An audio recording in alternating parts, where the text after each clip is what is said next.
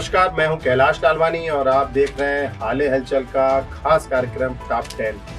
आपको एक बार फिर बता दें कि इस कार्यक्रम में हम आपको शहडोल जिले के विभिन्न ग्रामीण और शहरी क्षेत्रों की उन 10 खबरों को लेकर सामने आते हैं जो आज की सुर्खियां रहती हैं। आज शहडोल शहर में कार्यक्रम का आयोजन किया गया था। कार्यशाला का आयोजन होटल विजयश्री में हुआ था।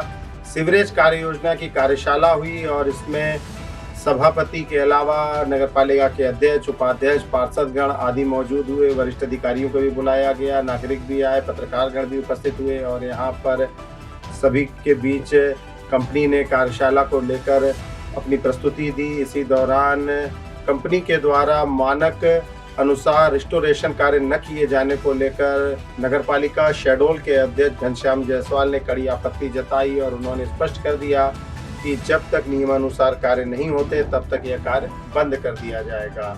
इस संदर्भ में आज उन्होंने MPUDC के प्रबंधक को पत्र भी लिखा और उसमें स्पष्ट किया कि संविदाकार को सीवरेज योजना के अंतर्गत रोडों की खुदाई के कार्य रोक दिया जाए।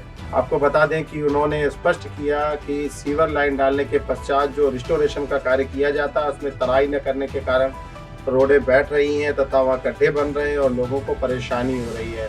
रिस्टोरेशन का कार्य समय पर पूर्ण नहीं किया जाता जिसके कारण आवागमन भी अवरुद्ध होता है। ऐसे तमाम बिंदुओं को लेकर नगरपालिका के अध्यक्ष घनश्याम जायसवाल ने सीवरेज प्लांट के जो कार्य चल रहे हैं उन पर पाबंदी लगाने का आदेश जारी किया।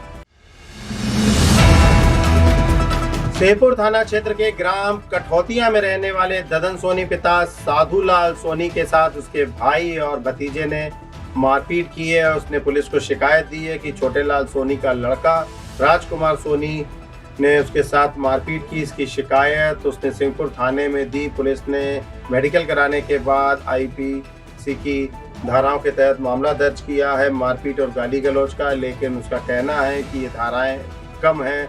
उसने मुझे रास्ता रोका और मेरे साथ गंभीर रूप से मारपीट की, मेरे हत्या का प्रयास किया गया और उसने यह भी कहा कि लोग यदि नहीं बचाते तो उसकी मौत भी हो सकती थी।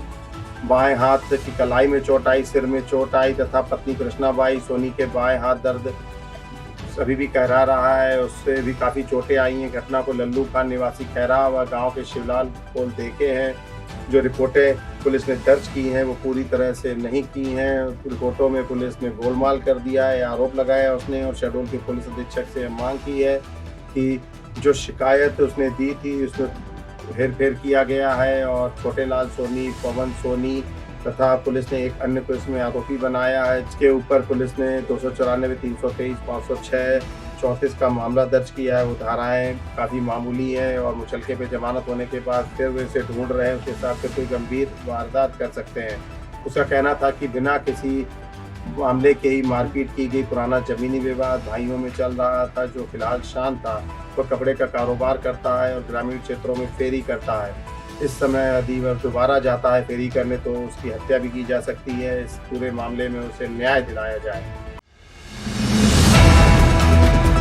शहडोल के सुहागपुर थाना अंतर्गत ग्राम बिजौरी में रहने वाली संध्या सोनी ने पुलिस अधीक्षक को शिकायत दी है कि स्कोप इंटरनेशनल स्कूल जो ग्राम पिपरिया तहसील सुहागपुर में स्थित है, प्राचार्य डॉक्टर रश्मि शुक्ला पति अवनीश शुक्ला के द्वारा मुझ प्रार्थी के पुत्र आर्यन सोनी जो नाबालिग है, कक्षा 9वीं का नियमित छात्र है, उसके ऊपर झूठे आरोप लगाए गए हैं और ट्रक में नाबालिग पुत्र को बैठाकर स्कूल से भगा दिया गया। कभी स्कूल नहीं आने की धमकी दी गई तथा अभिभावकों के साथ अभद्रतापूर्ण व्यवहार किया जाता है। झूठे प्रकरण फंसा देने की धमकी दी जाती है कि 7 फरवरी को मेरे बच्चे आर्यन के गुम हो जाने की सूचना मोबाइल से मुझ प्रार्थिया को दी गई। तब मैं परेशान होकर अपने देवर के साथ स्कूल गई, पर पता चला कि प्राचार्य डॉक्टर रश्मि शुक्ला ने मुझे बताया कि आपका बच्चा आर्यन सोनी बाथरूम जाने का बहाना बनाकर स्कूल की दीवार फांदकर भाग गया है। हमारे द्वारा पतासाजी की गई लेकिन कुछ भी पता नहीं चल रहा है। तब प्रार्थिया उसका देवर अपने बच्चे आर्यन सोनी की तलाश शुरू की तो उसका कोई पता नहीं चला। तब प्रार्थिया के द्वारा उक्त घटना की शिकायत सुहागपुर थाने में दर्ज कराई गई। यह भी बताया उसने कि नाबालिग पुत्र आर्यन के साथ प्राचार्य डॉक्टर रश्मि शुक्ला के द्वारा डंडे से मारपीट की गई थी। मेरे लड़के को किसी ट्रक वाले को रोककर ट्रक में बैठा दी और बोली कि आज के बाद इस स्कूल में नहीं आना। उसने कहा कि जो बातें स्कूल के प्राचार्य बता रहे हैं, डॉक्टर रश्मि शुक्ला बता रही है, वो बेमानी है, झूठी है, मनगढ़ंत है तो किसी भी स्थिति में स्कूल से नहीं भागा था। बच्चे की मां ने यह भी बताया कि इस पूरे मामले में ट्रक वाला जो था, जिसमें बच्चे को मैडम ने बैठाया था, उससे बच्चे ने विनती की और फ़ोन नंबर दिया, और इस बात की सूचना जो है ट्रक ड्राइवर ने मेरे बच्चे पर रहमत करके और मुझ पर फ़ोन लगाया और बताया कि ड्राइवर के साथ अनूपपुर में हूँ और मैं यहाँ से, मुझे ले चलो, प्राचार्य मुझे डंडे से मारी है और बोली है कि तुम कहीं दूसरे शहर में भाग जाओ और आज के बाद स्कूल में नहीं आना। बड़ा गंभीर मामला है ये, और इस मामले में पुलिस अधीक्षक को शिकायत की गई है और स्कूल के प्राचार्य तथा अन्य लोगों के खिलाफ कार्रवाई की भी मांग की गई है। उन्होंने यह भी कहा कि सुहागपुर थाने में इसकी सूचना दी है। मारपीट की अज्ञात वाहन ट्रक में बैठाकर धमकी देकर बच्चे को यहाँ से भगा दिया गया, और फिर बच्चा मुझे देर शाम को 7 बजे मिल भी गया, लेकिन इस मामले में अभी तक पुलिस उसके ऊपर कोई कार्रवाई नहीं कर रही है। शहडोल पुलिस जोन के एडीजी के यहाँ एक शिकायत पहुंची। शिकायतकर्ता ने उल्लेख किया कि कान्हा उर्फ राम नारायण कचेर पिता रामकरण कचेर, दयाराम बैगा पिता बन्नू बैगा, नसीम खान पिता रहमान खान, तीनों ग्राम करकटी के निवासी हैं, प्रार्थिया के साथ गाली गलौज की है और जान से मारने की धमकी दी है। राम नारायण के विरुद्ध थाना खैरा में पुलिस के द्वारा जब शिकायत दी गई पुलिस को, तो पुलिस ने कोई कार्रवाई नहीं की। पीड़िता मुन्नी बाई पति शंभू बैगा निवासी करकटी ने यह शिकायत दी है। उसने बताया कि पुत्र गणेश बैगा की हत्या 2018 में कान्हा कचेर, नसीम खान, दयाराम बैगा, मिथिलेश कुशवाहा के द्वारा की गई, जिसमें आरोपीगण जेल में थे। कान्हा कचेर की जमानत अभी 1-2 माह पहले हुई है। जमानत के बाद से जब आया है तब से वह इस तरह के इशारे करता है और मारपीट की धमकियां दे रहा है। 12 दिसंबर 2022 को शहडोल में पेशी में गई थी, वापस गांव करकटी आई तो बस स्टैंड में कान्हा कचेर मिला और मुझसे बोला कि मेरी जमानत खारिज करती हो, तुम्हारे लड़के को काटा था वैसे ही तुम्हें भी काट कर फेंक दूंगा, जिस कारण हम डरे सहमे हैं। इस मामले की शिकायत एडीजीपी को दी गई है और इन सभी के खिलाफ कानूनी कार्रवाई की मांग की गई है। शहडोल पुलिस अधीक्षक कुमार प्रतीक ने महिला संबंधी अपराधों की आज समीक्षा की। आपको बता दें कि कार्यालय में जिले के लंबित महिला संबंधी आरोपों और अपराधों की समीक्षा बैठक का आयोजन किया गया। पुलिस अधीक्षक द्वारा पूर्व में ली गई बैठक में निर्देश की तामीली की समीक्षा के संदर्भ में समस्त शेष लंबित प्रकरणों पर फोकस व समय अवधि में गुणवत्तापूर्वक हल निकालने के लिए पृथक आदेश जारी किए गए थे और धारा 376 के 10 मामले लंबित पाए गए। थाना व्यवहारी में 2, कोतवाली का 1, सीधी का 1, जयसिंह नगर, बुढ़ार और महिला थाने के 2 प्रकरण लंबित पाए गए, जिन्हें आदेश दिए गए कि तत्काल इनका निराकरण करें। वहीं धारा 376 पास्को एक्ट 2 के 2 मामले लंबित पाए गए। कोतवाली और पकौन थाना का 1 मामला है। अपहरण एवं पास्को एक्ट के 8 प्रकरण जो है लंबित है, जिसमें जैतपुर के 3, व्यवहारी के 2, कोतवाली का 1, बुढ़ार का 1 मामला है। इसी तरह आईपीसी की धारा 354 एवं पास्को एक्ट के 6 प्रकरण लंबित पाए गए। व्यवहारी, अमलई, सीधी, देवलोन, बुढ़ार और जयसिंह नगर के 1 मामला है। इसमें अतिरिक्त पुलिस अधीक्षक मुकेश कुमार वैश्य और डीएसपी महिला सुरक्षा शाखा की श्रीमती अंकिता शाक्ल भी इस दौरान उपस्थित थी। जिले की बुढ़ार पुलिस ने आज फिर अवैध कोयले के खिलाफ बड़ी कार्रवाई की है। शहडोल के पुलिस अधीक्षक कुमार प्रतीक के निर्देश पर बुढ़ार के थाना प्रभारी राजेश चंद्र मिश्रा के द्वारा यह कार्रवाई की गई। इस संदर्भ में बताया गया कि पुलिस को मुखबिर से सूचना मिली थी कि कोयला खदान से कुछ व्यक्ति कोयले का अवैध उत्खनन कर सिद्ध बाबा डुंगरिया के पास इकट्ठा कर रहे हैं। सूचना पर बुढ़ार पुलिस रवाना होकर वहां पर पहुंची। 2 व्यक्तियों को पूछताछ की गई और गेंदलाल चौधरी तथा रोतम अगरिया को गिरफ्तार किया गया है। और आगामी 3 से 5 मार्च तक इंदौर में आयोजित होने वाली राज्य स्तरीय पावर लिफ्टिंग प्रतियोगिता में भाग लेने के लिए शहडोल की टीम आज यहां से रवाना हो गई। जिला पावर लिफ्टिंग के सचिव व यूनिवर्सल जिम के संचालक देवेंद्र मिश्रा ने इस संदर्भ में बताया कि 28 जनवरी को शहडोल संभाग जोन की पावर लिफ्टिंग की प्रतियोगिता आयोजित की गई थी, जिसमें सभी आयु वर्ग के बालक बालिका, महिला पुरुष शामिल हुए थे, जिसमें अपने